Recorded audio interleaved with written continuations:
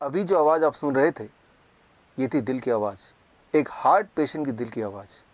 एक ऐसा पेशेंट जो 10 सालों से हाइपरटेंशन की गोलियों पे है, 20 सालों से डायबिटीज़ की दवाइयों पे है और कुछ समय से इंसुलिन पे। ऐसे पेशेंट की हार्ट की आवाज़, heart sound, you can call it abnormal heart sound. अब नॉर्मल हार्ट साउंड क्या होता है, एबनॉर्मल हार्ट साउंड क्या होता है, दोनों के बीच का फ़र्क क्या होता है? दोनों के बीच का फ़र्क अगर आपको पता चल जाए तो आपको क्लू मिल जाएगा how to come out of heart disease, how to come out of hypertension और हाउ टू क्योर डायबिटीज़। ये समझने के लिए आपको नॉर्मल हार्ट साउंड को एक बार समझना होगा। नॉर्मल हार्ट साउंड आपको सुनाने के लिए मैं यूज़ करूँगा, ये है डिजिटल स्टेथोस्कोप। और यानी कि ये स्टेथोस्कोप के थ्रू मैं इस स्टेथोस्कोप को डिजिटली ब्लूटूथ के माध्यम से लैपटॉप से कनेक्ट कर रहा हूँ। और यानी कि इसमें जो आवाज़ आएगी वो आपको भी इस वक्त साथ ही साथ सुनाई देगी। मेरे दिल की धड़कन।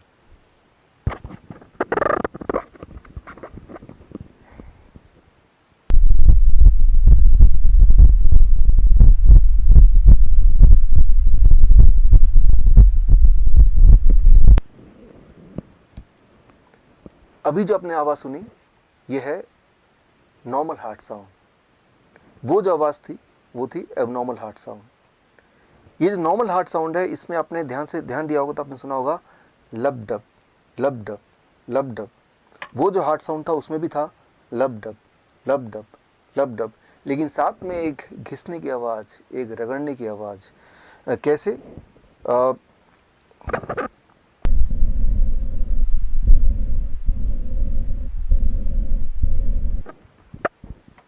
ये जो आपने आवाज़ सुनी रगड़ने की, घिसने की, वो जो आवाज़ है, वो आवाज़ अगर आप एलिमिनेट कर पाएँ, उसको अगर आप एडिट कर पाएँ, तो हार्ट डिजीज़ ख़त्म हो सकता है, हाई ब्लड प्रेशर ख़त्म हो सकता है, डायबिटीज़ से छुटकारा पा सकते हैं। लेकिन ये कैसे करें, उसको समझने के लिए आपको एक सवाल का जवाब अंडरस्टैंड करना होगा। सवाल ये लब डब की आवाज़ आती कैसे है, ये आती कहाँ से है? एक्चुअली हमारे बॉडी में वॉल्व्स हैं, वो वॉल्व जब खुलते बंद होते हैं तो उसकी आवाज़ है। एक सवाल मेरा आपसे, हमारे बॉडी में कितने वॉल्व्स हैं? अगर आप किसी भी डॉक्टर से पूछेंगे तो बोलेंगे 4 वॉल्व्स। हाँ, 4 वॉल्व हार्ट में हैं, लेकिन पूरे बॉडी में कितने हैं? A 4 valves, B less than 100 valves, C less than 200 valves, D more than 250 valves. The right answer is, आपको जान के हैरानी होगी कि हमारे पूरे बॉडी में करीब 250 से भी ज़्यादा वॉल्व्स हैं, including the 4 valves in the heart. और वो सारे वॉल्व्स बिखरे हुए हैं, अलग जगह फिट हैं हमारे ब्लड वेसल्स में। हमारे ब्लड वेसल पाइप की तरह हैं, कुछ हैं जो बहुत बड़े अबाउट 2 सेंटीमीटर, कुछ है जो बहुत ही छोटे। लेकिन सारे ब्लड वेसल को एक के बाद एक लगा दें तो करीब 1 लाख किलोमीटर, यानी कि पृथ्वी का 2.5 चक्कर के बराबर। और उन ब्लड वेसल के बीच में अलग अलग जगह पे फिट हैं वॉल्व्स। वो वॉल्व्स की मैकेनिज्म अगर आप अंडरस्टैंड कर लें तो बात सामने थोड़ी क्लियर हो जाएगी। उसको अंडरस्टैंड करने के लिए आप मेरे इस एक्सपेरिमेंट पे गौर कीजिए। एक छोटा सा एक्सपेरिमेंट मैं आपको करके दिखाता हूँ, so that you understand what is valve and you understand the solution how you can get cured of hypertension, of diabetes, of heart disease within few days.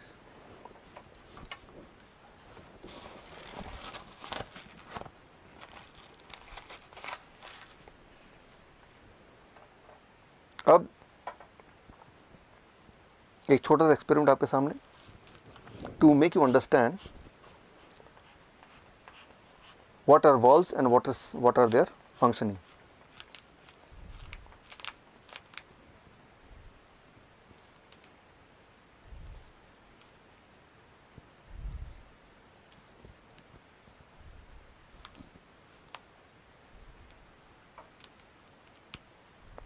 अब आप ध्यान देखेंगे तो आप देखेंगे यहाँ पे ये है ब्लड वेसल, और इसी तरह से पूरे बॉडी में ब्लड वेसल फैले हुए हैं।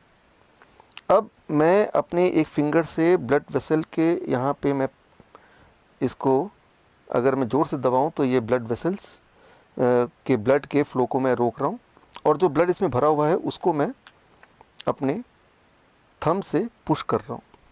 मैंने इसको पुश कर दिया अब पुश करने के बाद अगर मैं थंब हटा लेता हूँ तो ये ब्लड वापस नहीं आया। ये ब्लड वापस क्यों नहीं आया? क्योंकि यहाँ पे एक वॉल्व है, वो वॉल्व रोक रहा है ब्लड को वापस आने से। इसका मतलब वो वॉल्व अपना काम ठीक से कर रहा है। सो अब मैंने यहाँ से ये हटा दिया। अब धीरे धीरे ब्लड यहाँ से दोबारा, आप देखेंगे दोबारा से ये फ्लो होने लगा। This is called a normal functioning of valve. लेकिन कुछ पेशेंट्स में, कुछ केसेस में वॉल्व अपना काम ठीक से नहीं करती, यानी कि वॉल्व ब्लड को अपोजिट डायरेक्शन में फ्लो करने से रोक नहीं पाती ठीक से, जिसे कहते हैं वॉल्व रीगर्जिटेशन। और ऐसे में आती है सारी परेशानियां। इसको ज़रा समझें। हमारा जो ब्लड वेसल है उसमें ब्लड फ्लो होता है, जिसके माध्यम से ऑक्सीजन फ्लो होता है, जिसमें शुगर फ्लो होता है, कोलेस्ट्रॉल फ्लो होता है, कैल्शियम फ्लो होता है, मिनरल्स एंड विटामिन फ्लो होते हैं, वेस्ट मटेरियल फ्लो होते हैं, इम्यूनिटी फ्लो होती है, पूरे हमारे बॉडी का ट्रांसपोर्टेशन सिस्टम। और कुछ लोगों के केस में उस ट्रांसपोर्टेशन सिस्टम में, यानी कि ब्लड वेसल में, कहीं कहीं गड्ढे होने लगते हैं, और जिसकी वजह से शुगर का फ्लो ब्लड में ठीक से नहीं हो पाता, शुगर ब्लड में ही ठहरा रहता है। और तब अगर वो ब्लड आप लेते हैं, ग्लूकोमीटर में डालते हैं, तो हाई ब्लड शुगर दिखाता है। या फिर कुछ केसेस में वो गड्ढों में कोलेस्ट्रॉल जम जाते हैं, कैल्शियम जम जाता है, जो ब्लॉकेज बन जाता है। और ब्लॉकेज बनने से ये जो ब्लड वेसल की जो डायमीटर है वो थोड़ा कम हो जाता है। Less diameter means more pressure, high blood pressure. और आप हाई ब्लड प्रेशर की दवाइयाँ लेते हैं, वो दवाइयाँ इन गड्ढों को ठीक नहीं करता, उन ब्लॉकेज को नहीं छेड़ता। वो दवाइयाँ क्या करती हैं, आपकी हार्ट को कमज़ोर कर देता है ताकि प्रेशर कम हो ब्लड का। यानी कि वो एक प्रॉब्लम और जोड़ देता है। वो ब्लॉकेज को तो ठीक करता ही नहीं है, ऊपर से आपके हार्ट को कमज़ोर कर देता है। सिमिलरली ब्लड शुगर की जो दवाइयाँ आप लेते हैं, वो क्या करता है, शुगर को ब्लड से निकाल के कहीं और छुपा देता है, हार्ट में छुपा देता है, किडनी में डाल देता है, आंखों के पीछे छुपा देता है। और जहाँ भी वो छुपाता है वो वाला ऑर्गन धीरे धीरे सड़ने लगता है। इसीलिए वो पेशेंट जो हाई ब्लड शुगर के पेशेंट है, जो डायबिटीज़ की गोलियाँ कई कई साल तक लेते हैं, वो अंधे हो जाते हैं, उनका हार्ट काम करना बंद कर देता है, उनका किडनी फेल होने लगता है, उनके एम्पुटेशन होना मजबूरी हो जाती है, क्योंकि वो पार्ट सड़ जाता है, सड़ने लगता है। यूँ मानो कि आपका घर है और आप झाड़ू लगा रहे हैं, और जो कचरा है वो डस्टबिन में ना डाल के, उसको बाहर ना फेंक के, आपने उसको बेड के नीचे छुपा दिया, आपने उसको अलमीरा के अंदर छुपा दिया। कुछ समय के लिए वो घर बिल्कुल साफ सुथरा लगेगा, लेकिन उसके बाद बदबू आने लगेगी, सड़न आने लगेगी। आप ऐसे घर में रह नहीं पाएंगे। आपका बॉडी भी एक घर है। ये जो ब्लड वेसल है, ये ट्रांसपोर्टेशन सिस्टम है। और कुछ लोगों के केस में उस ट्रांसपोर्टेशन सिस्टम के बीच में कई कई जगह पे गड्ढे गड्ढे गड्ढे गड्ढे होने लगते हैं, जैसे हमारे पूरे देश में सड़कों पर गड्ढे हैं। और अगर वो गड्ढों का मेंटेनेंस हो जाए, अगर वो रिपेयर हो पाए, तो आप हार्ट डिजीज से छुटकारा पा सकते हैं, या डायबिटीज़ से छुटकारा पा सकते हैं, हाइपरटेंशन से छुटकारा पा सकते हैं। और वो जो एबनॉर्मल हार्ट साउंड है वो भी फिर गायब हो सकता है। लेकिन उसके लिए क्या करना होगा, गड्ढों को भरने के लिए? अनफॉर्चुनेटली अभी तक ऐसी कोई दवा नहीं आई जो कि उन गड्ढों को भरे। लेकिन हाँ, कुदरत ने आपके बॉडी में एक ऐसी ताकत दी है जिससे आपका बॉडी खुद ही एक तरह का गैस प्रोड्यूस करता है, जिसे आप बोलते हैं नाइट्रिक ऑक्साइड। और वो गैस जब एक लेवल से ज़्यादा प्रोड्यूस होने लगता है, तो वो ब्लड वेसल की मेंटेनेंस करने लगता है। So that is Nobel prize winning science 1998। सो वो जो गैस है जिसे कहते हैं नाइट्रिक ऑक्साइड, वो ब्लड वेसल के इनर लाइनिंग जिसे बोलते हैं एंडोथेलियम लेयर, उसी में प्रोड्यूस होता है, जिससे वो गड्ढे भरने लगते हैं, वो ब्लॉकेज खत्म होने लगते हैं, ब्लड ट्रांसपोर्टेशन सिस्टम स्मूथ होने लगता है, और जिससे आपका ब्लड प्रेशर नॉर्मल रहने लगता है, आपकी ब्लड शुगर नॉर्मल होने लगती है, आपका हार्ट ठीक से काम करता है, और एकदम से आप ठीक हो सकते हैं, ठीक हो जाते हैं, अगर आपका बॉडी नाइट्रिक ऑक्साइड प्रोडक्शन को बढ़ा दे। अब सवाल यह है कि हम क्या करें कि हमारी बॉडी का नाइट्रिक ऑक्साइड प्रोडक्शन बढ़ जाए। उसके लिए I have to refer the China study, the biggest ever study of human nutrition disease. Human nutrition disease के बीच का जो कनेक्शन है, उसका सबसे बड़ा जो स्टडी है, जिसे बोलते हैं चाइना स्टडी, जो 2005 में रिलीज़ हुई थी। उस स्टडी के अनुसार कोई भी इंसान अगर whole plant food in its natural state में अगर खाने लगे, तो कुछ एक दिनों में ये जो लाइफस्टाइल डिजीज़ है उससे वो आज़ादी पा सकता है। लेकिन इसको मैं आपको समझाता हूँ 3 सिंपल स्टेप में, how to implement the China study recommendation in your life in 3 step, so that you can be free of lifestyle disease including hypertension, including diabetes, including heart disease within few days. Those 3 steps are, as you can see on the screen. Step 1, 12 बजे तक जो भी कुछ आप खाएं वो हो सिर्फ और सिर्फ फल, फ्रूट्स, फ्रूट्स एंड फ्रूट्स। कोई भी 3-4 तरह के फल, वो मीठा हो, खट्टा हो, कैसा भी फल, वो केला हो सकता है, आम हो सकता है, चीकू हो सकता है, अमरूद हो सकता है, जो भी फल आपको पसंद हो, 3 से 4 तरह का फल जो अवेलेबल हो लें और वो एज ए ब्रेकफास्ट खाएं। कितनी quantity? It depends on your body weight. Let's say my body weight is 70 kg, into 10, 700 grams or more of 4 kind of fruits, 3 to 4 kinds of fruits of your choice। एक बार में खाएं, 2 बार में खाएं, 4 बार में खाएं, 12 बजे तक आपको खाना है सिर्फ और सिर्फ फल, फल और फल। जितना ज़्यादा खाएंगे उतना अच्छा रहेगा, राइट। नो रोटी, नो चपाती, नो चाय, नो ब्रेड, नो बिस्किट, सिर्फ और सिर्फ फल, फल और फल, भरपूर खाना है। अब लंच, जब भी आप लंच में बैठें 2 प्लेट लेके बैठें, प्लेट 1 एंड प्लेट 2। प्लेट 1 में 4 तरह के ऐसे वेजिटेबल जो आप कच्चा खा सकते हैं, खा सकें, जैसे टमाटर, मूली, गाजर, ककड़ी, सो ये इस तरह के, या खीरा, इस तरह के सब्जियां आप लें, 4 जो कच्चा खा सकें, और जो कच्चा नहीं खा पा रहे हैं क्योंकि उनके दांत कमज़ोर हैं तो वो थोड़ा स्टीम कर सकते हैं। कच्चा ज़्यादा फायदेमंद है, लेकिन अगर नहीं खा पा रहे हैं किसी वजह से तो थोड़ा स्टीम कर सकते हैं। 3 से 4 तरह की ऐसी सब्जी जो कच्चा खा सकें या स्टीम करके खा सकें वो लें। और कितना खाना है, it depends on your body weight. That is my body weight is 70 kg into 5, that is 350 grams और मोर, या फिर उससे ज़्यादा, 3 to 4 kind of vegetable। This becomes your plate 1। पहले आपको प्लेट 1 इतना खाना है, और इतना खाने के बाद अब प्लेट 2। प्लेट 2 में आपके घर का बना हुआ रोटी, सब्जी, दाल, चावल, vegetarian food with less oil and less salt. कितना खाना है? जितने में आपका पेट भर जाए। आपको लग रहा होगा कि इतना सारा प्लेट 1 यानी कि रॉ वेजिटेबल खाने के बाद क्या मैं प्लेट 2 खा पाऊंगा? पहले 2-3 दिन में शायद नहीं खा पाएंगे, लेकिन उसके बाद आप नोटिस करेंगे कि जितना ज़्यादा प्लेट 1 खाएंगे उतना आपका एपिटाइट बढ़ेगा, उतना आपका हंगर बढ़ेगा, उतना ज़्यादा आप प्लेट 2 भी खा पाएंगे। यानी कि आपकी जो बॉडी की मेटाबॉलिज्म है वो रेट बढ़ जाएगी, आपके जो खाने की कैपेसिटी वो बढ़ जाएगी, और आपका जो एनर्जी लेवल है वो भी बढ़ जाएगा। सो मैं आपको कोई चीज़ मिस नहीं करने बोल रहा हूँ, मैं सिर्फ ये बोल रहा हूँ कि आपके एक्चुअल लंच से पहले प्लेट 1 यानी कि रॉ वेजिटेबल, वो भी एक पर्टिकुलर मात्रा या उससे ज़्यादा, अकॉर्डिंग टू द फॉर्मूला, जैसे मैंने बताया, आपका बॉडी वेट इंटू 5। ये है आपका lunch.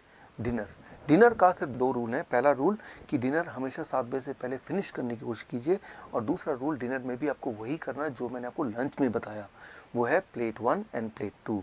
Plate 1, 3 to 4 kind of vegetable in raw form, about your body weight into 5, that many grams, and then you can eat vegetarian meal with less salt and less oil as much as you want, right? So ये तीनों step, breakfast, lunch and dinner, right? So ये तीनों main मील, जो step 1 है breakfast, step 2 lunch and dinner में आपको ये करना है। अब final step, that is step 3, क्या नहीं करना है।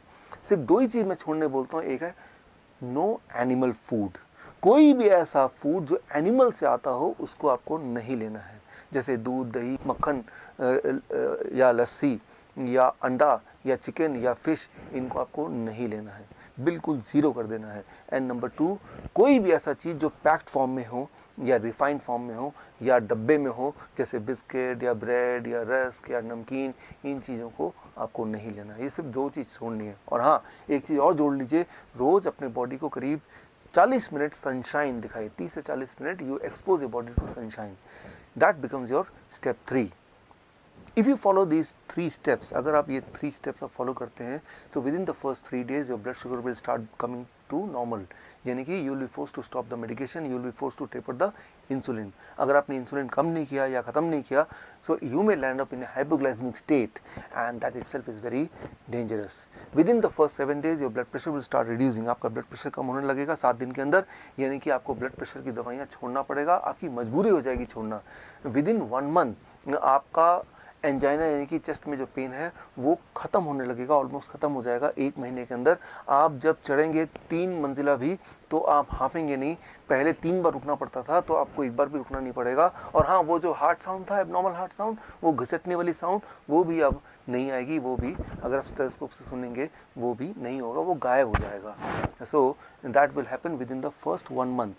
Your angina will go, your heart disease will go, that abnormal heart sound will also vanish, right? So that you can expect within 1 month. Within 2 months your thyroid will become normal, यानी कि thyroid की दवा आपको छोड़ना पड़ेगा या उसको taper down करना पड़ेगा। और अगर आप और अगर आपने ऐसा नहीं किया तो हाइपोथायराइड का हाइपरथायराइड भी हो सकता है, जो कि अगेन एक बहुत बड़ी प्रॉब्लम है। And with in the first 3 months आपका बॉडी वेट नॉर्मल रेट में आ जाएगा, यानी कि normal BMI in a healthy weight category में आ जाएगा। And this all will happen with in the first 3 months of following this diet in these 3 steps. कई बार मेरे पास patient आते हैं, वो बोलते हैं डॉक्टर साहब मैंने आपकी रिकमेंडेशन को फॉलो किया और 3 महीने के अंदर मेरा ब्लड शुगर, मेरा ब्लड प्रेशर, मेरी हार्ट डिजीज़, बॉडी वेट हर एक में फ़ायदा हो गया, अब मुझे इस डाइट पे कब तक रहना है। मैं उनको एक ही उदाहरण देता हूँ, और वो उदाहरण ये कि मान लो कोई आदमी आपके पास आता है पूरी तरह से कीचड़ से लथपथ, आपको बोलता है कि मुझे साफ़ होना है, मुझे क्या करना है। आप बोलेंगे जाइए जाके नहा लीजिए। वो नहा के साफ़ सुथरा होकर आता है, बोलता है कि मुझे कब तक नहाना है। अरे भाई, जब तक आपको साफ रहना है, यानी कि जीवन में हर दिन। सिमिलरली आपका जो ब्लड वेसल है वो रोज़ ही टॉक्सिन उसमें भर जाते हैं, जम जाते हैं, और रोज़ ही उसकी मेंटेनेंस होने की आवश्यकता होती है। यानी कि रोज़ ही आपके बॉडी में नाइट्रिक ऑक्साइड का एनफ मात्रा में प्रोडक्शन होना बहुत आवश्यक है, और वो तभी हो सकता है जब ये डाइट आप लगभग रोज़ फॉलो करें।